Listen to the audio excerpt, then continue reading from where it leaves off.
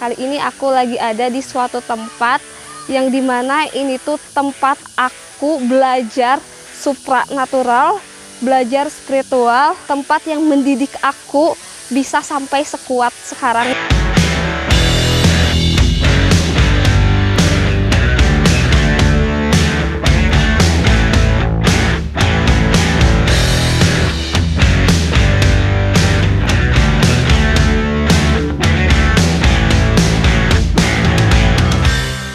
Assalamualaikum warahmatullahi wabarakatuh. Salam sejahtera bagi semuanya. Sebelum perjalanan ini dimulai, aku doakan semoga kita semua diberikan kesehatan jiwa dan raganya, serta selalu diberikan rasa nikmat syukur kepada Tuhan Yang Maha Esa. Jadi kan kalian selalu berpikir, Kak, ini kok bisa sih berani naik gunung sendirian, kok bisa sih nggak takut sama gelap, kok bisa sih di tempat gelap sendirian. Ya, aku belajar di tempat ini, dan tempat ini adalah sebuah saksi perjalanan supranatural aku. Jadi aku bakal ngajak kalian bertemu dengan makhluk-makhluk teman kecil aku di sini. Dan kayaknya mereka juga senang ngelihat aku di sini, soalnya aku udah lama banget gak kesini, dan ada beberapa makhluk di sini yang bilang aku sombong. Jadi cukup nostalgia karena aku cukup aneh banget ya, kenapa tempat ini dibilang serem. Katanya tempat ini penuh dengan makhluk-makhluk yang aneh, bahkan banyak orang katanya datang ke sini tuh diganggu. Padahal setahu aku ya bahwa tempat ini tuh penuh dengan energi yang positif, apalagi banyak-banyak pusaka atau paku bumi yang ditanamkan di sini. Dan itu tuh paku-paku bumi ini, pusaka-pusaka di situ menjadi sebuah keseimbangan alam, yang dimana berarti ada sumber energi yang harus dijaga. Tapi mungkin kenapa tempat ini dibilang serem? Mungkin itu menjadi sebuah penutup agar keaslian di tempat ini tuh tidak terbongkar, karena takutnya paku-paku bumi dan pusaka-pusaka bumi di sini tuh jadi ditarik oleh manusia-manusia yang nggak bertanggung jawab. Karena jadi tahun berapa ya? Dulu aku tuh tahun 2013-an, tempat ini tuh sempet gak seimbang gara-gara pusaka-pusaka yang dicuri. Nah, sekarang ketika aku kembali lagi ke sini, pusaka-pusaka itu udah kembali, dan aku nggak tahu ceritanya gimana, kenapa pusaka-pusaka tersebut sudah kembali. Mungkin enaknya ceritanya tuh waktunya malam kali ya, karena mungkin karena terbiasa aku kesini malam, mereka kok aneh ya, ini datangnya siang-siang. Biasanya aku datang ke sini jam 10 malam, jam 11 malam. Apalagi dulu ketika aku waktu masa sekolah, aku datang ke sini jam 12 malam cuman gara-gara pingin mencari ketenangan untuk membuat makalah. Oke teman-teman, jadi sebenarnya aku tuh kalau datang ke tempat ini tuh kan selalu malam. Selalu aja malam, dan jarang banget di waktu siang hari. Jadi sekarang aku lagi ngerasain suasana di siang hari, dan kalau alam tuh selalu membuat ketenangan, selalu membuat aku merasa nyaman. Dan selain itu, jadi ketika waktu dulu tuh Pak Jeria sempat bilang ke aku bahwa di tempat ini tuh ada sebuah pusaka dan paku bumi yang dimana memiliki aura biru kekuningan, dan energi ini tuh bisa menjadi sebuah obat buat orang-orang yang seperti aku atau yang memiliki kemampuan lebih dan tidak kekontrol. Dan katanya kalau energi itu kita hirup, kita amalkan, bahwa kita tuh menjadi bisa mengontrol kemampuan kita dan bisa mengobati ketakutan atau gemeter-gemeter rasa takut di dalam diri kita. Nah, waktu dulu ketika waktu SMP, aku tuh nggak pernah menemukan energi tersebut, karena Pak Jaya bilang bahwa energi tersebut tuh dihalangi oleh makhluk-makhluk yang emang memiliki niat yang jahat. Jadi mereka menutupi energi tersebut, dan sekarang energi tersebut terbuka dan pusaka tersebut tertanam dengan baik, dan tidak ada lagi yang menghalangi pusaka tersebut.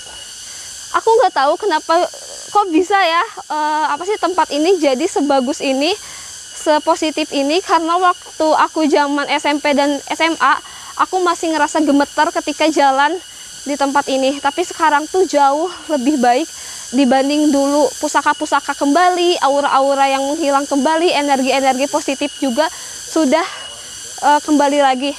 Dan makhluk-makhluk positif yang terpenjara kini balik lagi. Teman-teman, sekarang aku tuh lagi ada di Gua Jepang.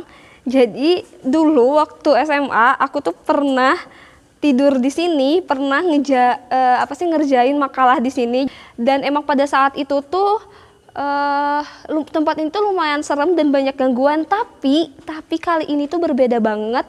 Energinya tuh semakin seimbang dan semakin positif. Jadi waktu dulu aku tuh nggak pernah ngerasain di sini tuh ada paku bumi atau ada sebuah pusaka yang bisa menetralisir sebuah tempat ditanam di sini. Tapi kali ini kayaknya ada orang yang punya kemampuan pastinya menanam sebuah pusaka untuk menetralisir tempat ini biar mungkin biar sudah tidak mengganggu orang-orang yang mau main ke sini. Karena apa? Karena tempat ini penuh dengan sejarah kan. Jadi biar mereka untuk meriset atau mencari tahu tempat ini tuh tidak ada gangguan-gangguan. Tapi tetap aja dimanapun kita berada, kita tuh harus sopan dan punya etika dan jangan sembarangan ngomongnya. Karena gimana pun mereka juga punya perasaan, mereka juga hidup. Kalau kita sindir, kalau misalnya kita ngomongin hal-hal yang gak baik tentang mereka, mereka juga boleh dong sakit hati. Makanya itu dimanapun ya teman-teman, apalagi tempat dimana di sini tuh punya sebuah nilai sejarah yang kelam. Jadi kita harus bisa jaga perasaannya, jadi jaga perasaan mereka. Terus sempat juga bahwa mendengar tentang sejarah bahwa di sini tuh kan katanya ada penyiksaan, ada yang lain-lainnya dan banyak banget katanya arwah yang belum tenang. Dan sekarang tuh kayaknya mungkin udah ada orang yang menetralisir itu, jadi arwah-arwah di sini tuh sudah mulai tenang dan sudah mulai kembali ke asalnya. Dan malahan jin-jin yang ada di seberang sana, yang ada di curug jin-jin positifnya, mereka ada yang berpindah tempat ke sini untuk memfilter aura-aura negatif di Gua Jepang ini. Jadi aku udah nggak nyium-nyium lagi nih bau anyir-anyir seperti waktu aku dulu waktu SMA. Cuman aku mau nunjukin tempat di mana waktu aku dulu bikin makalah ketika waktu SMA. Nah, aku dulu waktu SMA aku bikin makalah di sini.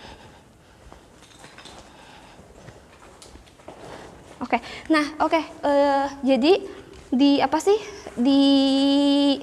batu-batu ini, di pondasi gua ini sekarang tuh terdapat pusaka-pusaka kecil warna biru untuk memfilter atau membentengi biar aura-aura negatif yang ada di sini tuh menghilang atau terfilter.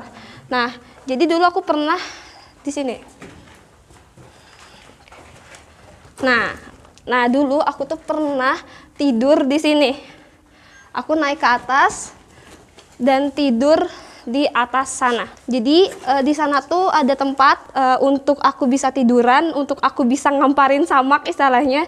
Dan di sana aku ngerjain makalah, aku ngerjain puisi, aku buat novel, dan aku menceritakan keluh kesah aku di sini. Dan tentunya aku nggak sendirian di sini, karena kalau aku sendirian di sini aku takut, dan aku ditemenin sama teman-teman aku yang ada di Dago Pakar. Ya bukan manusia tapi itu makhluk lain. Oke, kan ngomongin soal itu, kayaknya teman-teman aku juga udah mulai mau ngajak main, tapi kayaknya lebih asik mainnya sama mereka tuh di malam hari. Karena kenapa aku ngerasa bahwa di malam hari itu energinya lebih seimbang, lebih positif, dan aku lebih leluasa untuk berkomunikasi dengan mereka. Jadi tetap di Kelana Sangpuan, jangan kemana-mana, kita ketemu lagi di malam hari.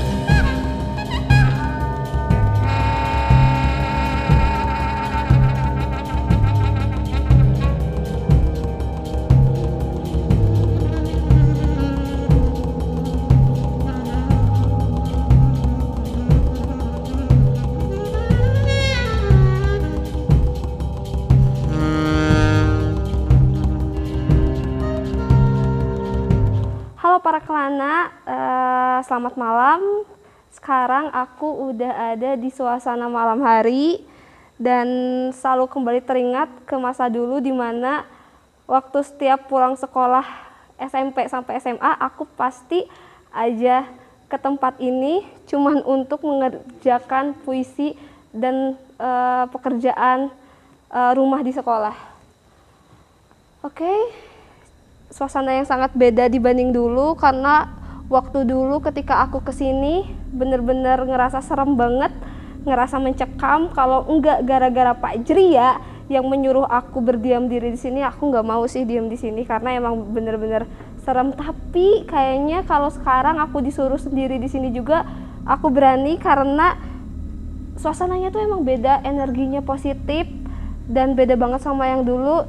Sesuai dengan aku yang jelasin waktu siang bahwa ternyata di sini tuh memiliki sebuah energi yang baik, yang bagus, tapi mungkin kebanyakan yang mengeksposnya atau yang menjelaskannya energi-energi yang buruknya. Oke, aku bakal ajak kalian ke suatu tempat. Oh iya, jadi waktu dulu aku nggak tahu sih makhluk-makhluk ini kemana. Jadi waktu dulu ketika aku waktu SMP, aku sering banget ngeliat makhluk yang makhluk kayak setengah badannya tuh kayak tokek atau cicak, tapi kepalanya tuh manusia, ngerayap-ngerayap di dinding. Tapi sekarang ini nggak ada, ini bersih. Ini siapa sih yang ngebersihin? Terima kasih banyak yang udah membersihkan tempat ini menjadi lebih positif. Dan yang yang kelam-kelamnya tuh kayaknya udah terpenjara deh, dan yang berkeliarannya tuh makhluk-makhluk yang emang memberikan efek positif. Terus di sini aku ngerasain energi manusia, tapi manusianya tuh yang lagi semedi deh. Kayaknya di sini ada yang lagi semedi. Maaf banget ya kalau ada yang keganggu yang lagi semedi. Karena emang sebenarnya waktu dulu pun ini nggak cocok jadi tempat semedi, tapi mungkin sekarang karena ada beberapa paku bumi, ada beberapa pusaka yang terbuka dari penjaranya yang difungsikan dan energinya itu terpencar, ya mungkin menjadi sebuah alasan yang baik juga untuk mereka bersemedi. Nah, untuk mereka melakukan sebuah meditasi. Ngomong-ngomong soal meditasi, jadi Gua Jepang tuh adalah tempat aku di pelatihan mental, karena aku inget banget dulu di Gua Jepang aku pernah disuruh dipaksa sama Pak Jria. Aku pernah di sini teriak kejer nangis gara-gara aku dipertontonkan sama lebih dari 100 makhluk yang setiap makhluk itu berbaris di depan aku, dan aku harus menatap wajah makhluk-makhluk itu dari satu jengkal pandangan aku. Ada makhluk yang mukanya berdarah, ada makhluk yang mukanya rusak, bahkan ada yang cantik sampai yang benar-benar jelek. Aku harus menatap makhluk-makhluk ini di sini. Mereka berjajar, aku berdiam diri di pojok sana, dan aku harus melihat detail tubuh mereka, energi mereka, wajah mereka. Aku harus melawan setiap ketakutan yang aku pikirkan, karena Pak Jria nggak mau bahwa aku menjadi penakut, karena Pak Jria tahu mungkin kedepannya aku bakal berhubungan sama dimensi lain, sama hal-hal supranatural yang mungkin kedepannya harus melakukan sebuah perjalanan spiritual. Jadi Pak Jria ingin aku melewati makhluk-makhluk yang emang kelasnya udah bukan kelas, jadi kayak kelas menengah ke bawah. Jadi gimana nanti aku bakal menemukan makhluk-makhluk yang udah menengah ke atas, kalau misalnya aku sama makhluk-makhluk yang menengah ke bawah, aku merasa takut. Nah, jadi dulu tuh ada cicak atau tokek yang mereka kepalanya muka, dan dulu tuh kalau misalnya aku jalan ke sini pasti aja ada ular yang lewat yang ngelilit. Dan tentunya bahwa di sini tuh ada, bukan di sini ya, tapi tetapnya di atas sana ada ratu ular yang biasanya dia tuh berjalan ke gua Belanda, ke gua Jepang untuk ngasih makan si toke-toke yang berkepala manusia ini. Tapi sekarang aku udah nggak ngelihat energi itu, karena emang sebenarnya si ratu ular ini tuh dia tuh kayak punya sebuah kepribadian ganda yang dia tuh selalu ingin energi di tempat ini positif, tapi dia tuh selalu memberikan makan energi-energi yang negatif. Tapi sekarang aku udah nggak terlalu nemuin energi-energi negatif itu, tapi tetap aja pasti selalu ada. Cuman ini tempat udah lebih baik di zaman aku waktu SMP, waktu SMA, berarti tahun 2010 sampai waktu aku kesini tuh SMA 2016-an. Nah, di sini ada. Nah, jadi dulu aku di sini. Hai, boleh kameranya ke aku? Kamu gak boleh in frame dulu ya. Oke, ada yang mau in frame. Oke. Dia beneran lagi ngomong.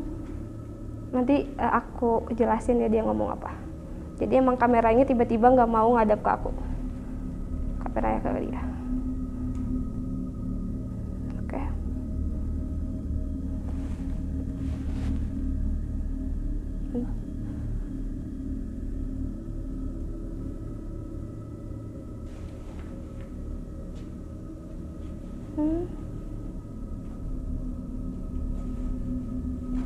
Oke, belah sini. Oke.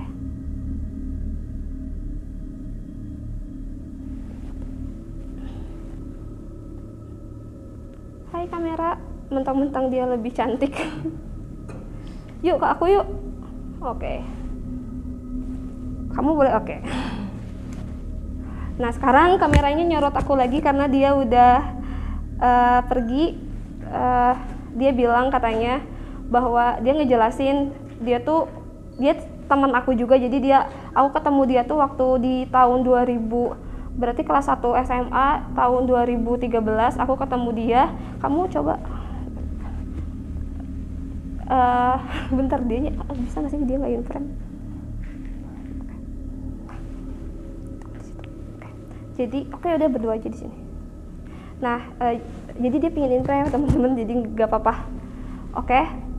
Dia tuh selalu aja curhat sama aku karena banyak banget manusia yang cuma datang ke sini cuman mengambil pusaka-pusaka. Jadi ada batu yang ditarik, ada keris yang ditarik, terus ada semacam kayak paku-paku emas yang mereka tarik, padahal mereka tuh nggak tahu bahwa pusaka-pusaka yang ditarik mereka tuh itu tuh adalah salah satu mengunci entitas-entitas yang negatif. Karena memang orang zaman dulu tahu bahwa gua Jepang sama gua Belanda tuh punya masa lalu yang kelam. Pasti aja ada roh-roh yang bergantayangan dan ada jin yang menyerupai roh-roh tersebut, yang akhirnya mungkin dampaknya bisa menakuti pengunjung di sini atau masyarakat yang ada di sini. Dan si paku-paku itu yang udah dipersiapkan sama ahli-ahli supranatural zaman dulu itu malah ditarik, padahal si paku-paku ini tuh untuk mengunci kekelaman di sini. Jadi ketika ada orang yang datang ke sini, misalnya kayak ada aku yang datang ke sini, hal-hal yang kelam tersebut tuh sudah terkunci, jadi sudah dirahasiakan. Cuman gara-gara ada manusia yang gak bertanggung jawab, yang akhirnya pusaka-pusaka tersebut ditarik, dan entitas-entitas yang negatif itu kembali lagi beredar di tempat ini, yang ujungnya tuh ya jadi ketika orang datang ke sini pasti menemukannya tuh hal-hal negatif lagi. Tapi gak tahu ini kapan dibersihkannya, akhirnya si pusaka itu kembali, dan di tempat ini tuh penghuni-penghuninya tuh jadi yang lebih positif. Apakah masih ada yang negatifnya? Pasti masih ada, karena banyak juga jin-jin yang kemampuannya atas, mereka juga berperilaku jelek gitu, dan tetap ingin mengembalikan tempat ini tuh sama seperti yang dia pikirkan adalah mengganggu manusia, membisikkan manusia.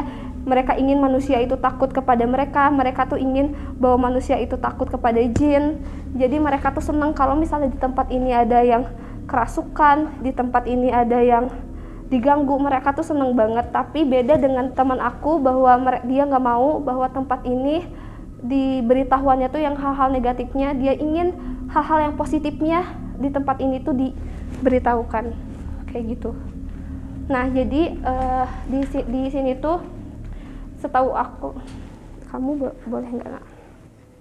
Jadi setahu aku tuh di sini tuh tempat salah satu entitas yang pada saat itu tuh ditakutin banget karena dia tuh, aku bilangnya tuh adalah 10 muka. Dia tuh bisa berubah wajah dengan cepat banget, dan si makhluk ini tuh mengendalikan aura-aura negatif, makhluk-makhluk negatif ini untuk mengganggu. Tapi sekarang aku melihat dia sedang tersegel dan dia minta tolong untuk dilepaskan, dan katanya kalau misalnya dia dilepasin, dia bakal memberikan rantai bumi. Kalian tahu rantai bumi? Kalau misalnya rantai bumi itu, kalau kita punya rantai bumi, kita bisa teleportasi kemana aja.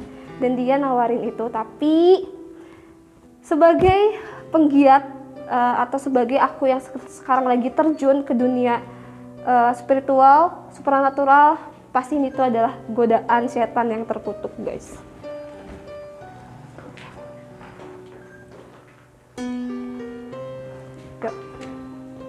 Oke, dia ada yang invite lagi nih. Oke, yang mau ngomong.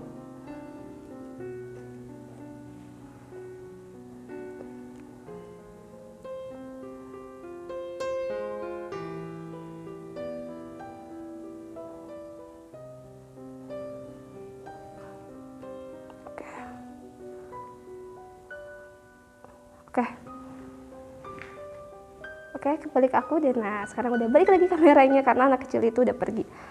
Nah, tadi ada anak kecil yang datang lagi ke aku, katanya dia dari gua Belanda. Katanya jangan keasikan ngobrol di gua Jepang karena dia pingin ngasih tahu sesuatu di gua Belanda. Ngomong-ngomong soal gua Belanda, aku kangen banget sih di gua Belanda karena di sana juga ada sebuah tempat dulu aku bermeditasi di sana. Jadi cukup sekian dulu membahas gua Jepangnya karena aku nggak bisa membahas semua hal tentang di sini. Jadi ayo kita pindah ke gua Belanda.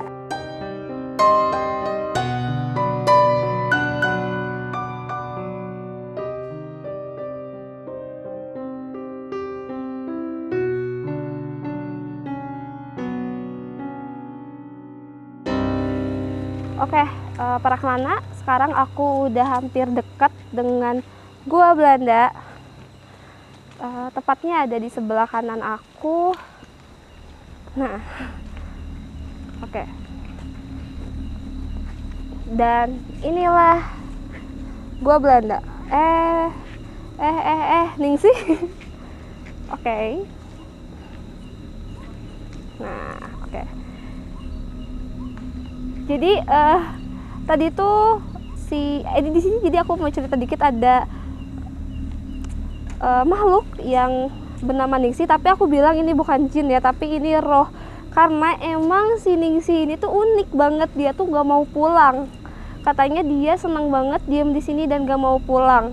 Sebenarnya dia tuh udah bisa pulang, tapi karena dia lebih betah untuk diam di sini, jadi dia memilih untuk tidak pulang. Jadi ini bukan jin seperti yang tadi aku bahas di gua Jepang, tapi Neng Ningsih ini dia tuh adalah roh yang sangat sopan banget, karena kalau setiap ada orang yang lewat selalu dia dadahin. Kayak misalnya ada yang lewat nih, pengunjung gitu, hai, misalnya kayak hello. Terus kalau si orangnya udah menjauh, dadah, nanti kesini lagi ya, kayak gitu. Jadi si Ningsih itu selalu kayak gitu, dan biasanya tuh dia tuh udah diem di depan gerbang paling depan, dan dia tuh nanti tuh jalan-jalan. Dan itu dia jalan-jalan terus setiap ketemu orang tuh disapa. Nah, sekarang kita coba masuk ke gua Belandanya. Oke. Jadi dulu tuh ini tuh, kalau aku bilang bahwa ini tuh tempat yang penuh dengan trauma buat aku. Karena gua Belanda dan gua Jepang tuh penuh dengan pelatihan mental aku. Aku di ospek sama Pajria di gua Jepang dan gua Belanda. Nah, terus waktu kalau yang bikin aku serem diam di sini ya, Jadi di sini tuh ada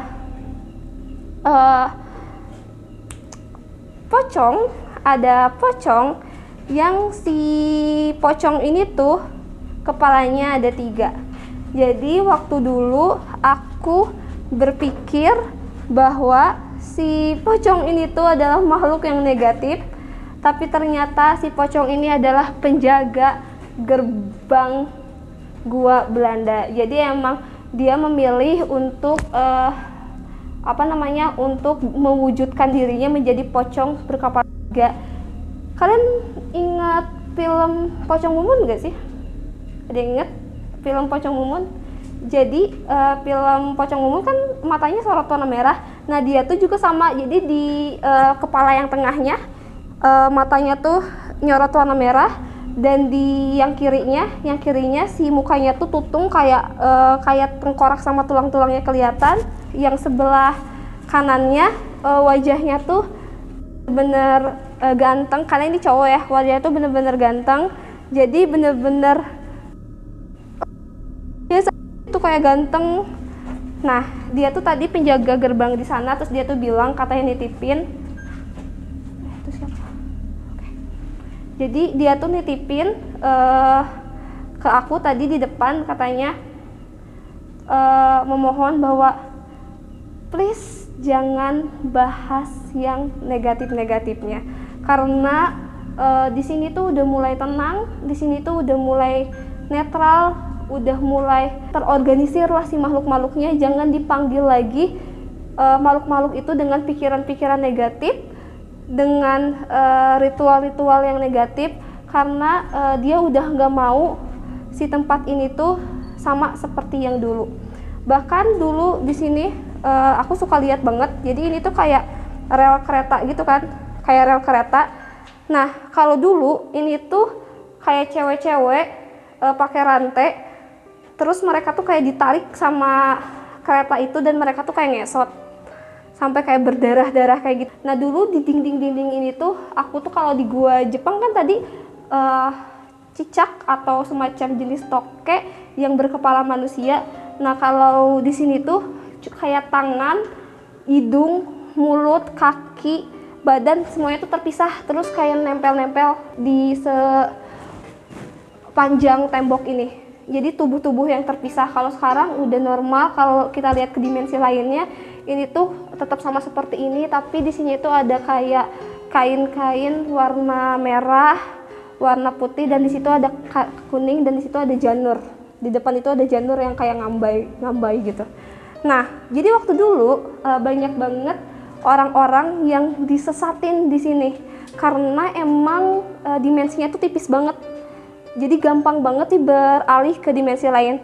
Nah, sekarang kayaknya si pintu gerbang itu udah ada yang nutup untuk biar nggak gampang orang tersesat di gua Belanda ini. Kayak gitu. Jadi aku mau nunjukin nih suatu tempat yang pada saat itu aku pernah bermeditasi di tempat itu. Aku agak lupa, tapi coba kita cari karena emang agak sulit ya nyari tempatnya.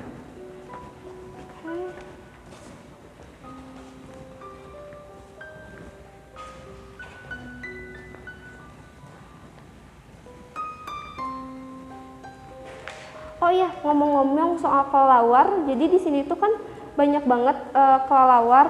Aku pernah ngeliat makhluk yang badannya tuh manusia, tapi ini beda ya, badannya tuh manusia, punya sayap gitu, kayak punya sayap kelelawar, terus kepalanya tuh setengah manusia, setengah muka kelelawar, dan katanya dia itu salah satu ratu yang mengendalikan kelelawar di sini. Terus kalian pernah gak sih yang malam-malam ke gua Belanda ini terus nemuin kelelawar? Pasti kalian ngerasa ketakutan. Ini ada uniknya, ini tuh dari dulu ya, dari zaman dulu ada. Jadi si kelelawar ini tuh kayak menebarkan benih-benih agar agar si tempat ini tetap seimbang. Tapi karena emang pada zaman dulu kekuatan negatifnya lebih kenceng, sehingga si ratu kelelawar ini tuh kalah. Jadi disambut nih sama kelelawarnya.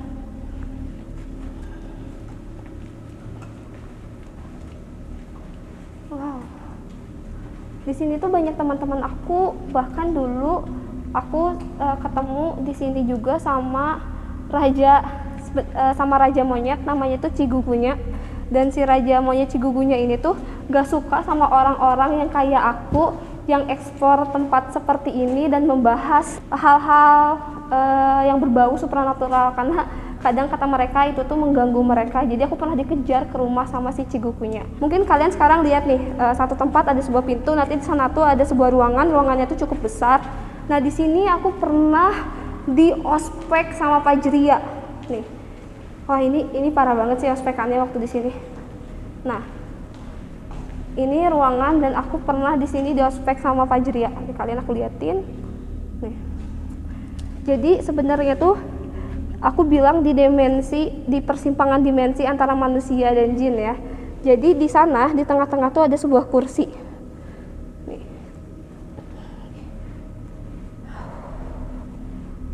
Jadi teman-teman di sini tuh kayak ada algojo yang lagi duduk. Jadi orang-orang yang bersemedi tuh harus ketemu dia dulu dan harus berhadapan sama dia dulu.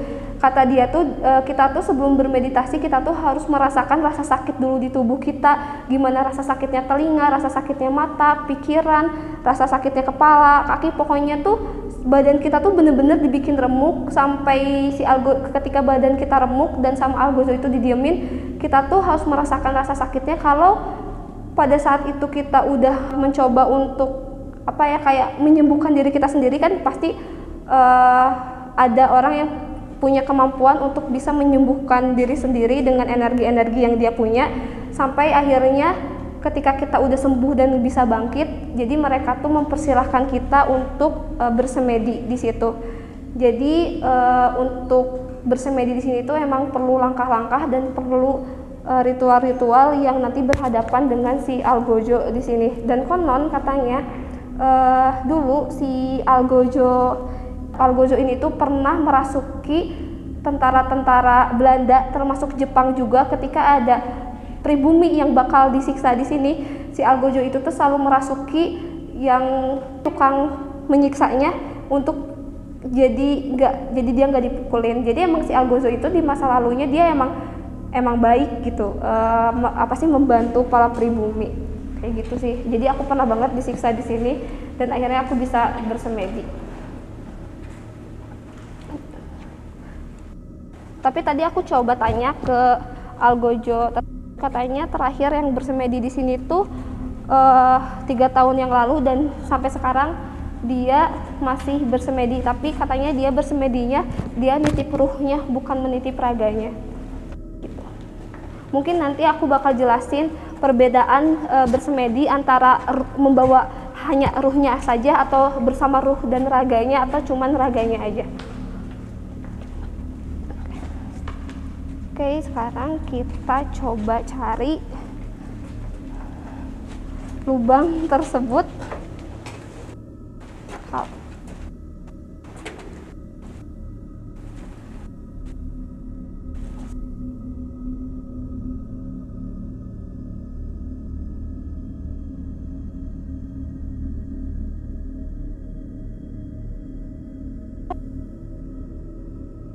Oke. Di sini ternyata teman-teman. Oke, aku mau coba masuk ya. Nah, gelap banget.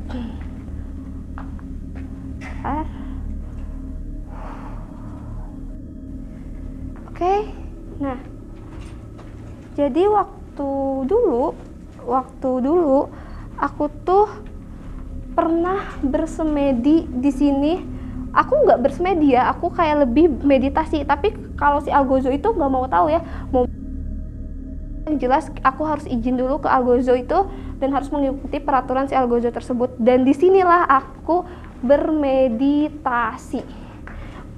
Oke, bukan di sininya ya, tapi aku harus masuk ke sini, ke lubang yang di atas ini. Nih, ini ada sebuah lubang. Dan aku tuh berdiam diri di sini. Waktu itu aku meditasi di sini tuh dari jam sesudah Isya, jam 8 sampai udah subuh. Jadi sampai terbit matahari. Jadi aku meditasi di sini. Di sini tuh aku juga belajar untuk astral projection. Terus aku juga di sini tuh belajar tentang membedakan, jadi kayak gini kan, kalau jin tuh kan bisa merubah wujud mereka sesuka mereka, dan di sini tuh aku belajar bahwa jangan tertipu sama wujud jin karena kadang mereka tuh menunjukkan wujud palsunya dibanding aslinya. Jadi aku belajar ilmu itu tuh di sini. Terus dulu kan aku tuh takut banget ketika mau sholat, karena kalau sholat tuh waktu dulu tuh aku tuh sering banget dapat gangguan. Jadi kayak di depan tuh tiba-tiba ada yang ikut berdoa lah, ada yang ikut ini itu, dan aku belajar untuk tidak takut sholat sendirian tuh di sini. Jadi kalau aku sholat tuh pikirannya waktu SMP SMA tuh adalah, aduh, aku dulu waktu sholat pada zaman itu aku takut ketika sholat ada pocong, ada kuntilanak. Tapi gara-gara aku melawan melawan rasa ketakutan itu tuh adalah di tempat ini ketika bersemedi atau bermeditasi di sini. Kayak gitu sih. Oh iya, sedikit cerita bahwa kalian pasti bingung bahwa di sini tuh ada buaya, dan buayanya tuh warnanya tuh warna hitam pekat, dan dia tuh penjaga gerbang. Jadi di sini tuh bisa tembus ke curug Maribaya yang di paling atas. Buat orang-orang yang misalnya kayak aku nih, aku tuh males nih kalau misalnya mau meditasi di curug Maribaya, harus jalan dulu. Jadi buat orang-orang kayak aku tuh izin ke buaya itu, dan aku masuk ke situ tiba-tiba aku ada di atas Maribaya. Cuman pada saat itu aku nggak dapat izin karena katanya bahwa energi di tubuh aku kurang bersih. Katanya emang harus bersih dulu baru bisa berpindah tempat dari sini. Bukan hanya berpindah tempat ke Curug Maribaya yang di atas, tapi katanya bahwa tempat ini juga bisa tembus ke salah satu ruangan bawah tanah di Asia Afrika. Jadi orang-orang pintar zaman dulu, pintar banget nih. Dia tuh bikin sebuah dimensi lain untuk menyambungkan antara tempat ini sama lorong di Asia Afrika untuk mencari informasi. Jadi orang-orang Indonesia tuh nggak perlu tuh kalau mau tahu informasi tuh nggak perlu nunjuk-nunjuk atau merintah orang-orang. Mereka cukup pindah alam dan mereka tahu informasinya. Cuman pada saat itu pernah ada pembantaian untuk orang-orang yang memiliki kemampuan supranatural harus dibantai.